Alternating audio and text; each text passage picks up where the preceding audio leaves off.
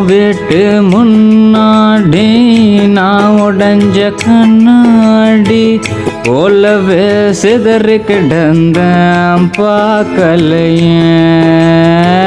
கால் கொலுசு சத்தம் நித்தம் நித்தமும் கேட்க கண்ணை திறந்து பார்த்த கனவு அது.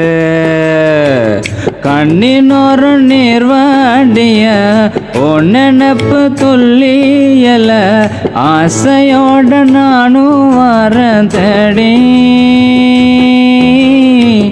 வார்த்தையில் தடுமாற்றமும் பேச வார்த்தை இல்லாமலும் உள்ளுக்குள்ள சொல்ல வச்சு தவிச்சேன்.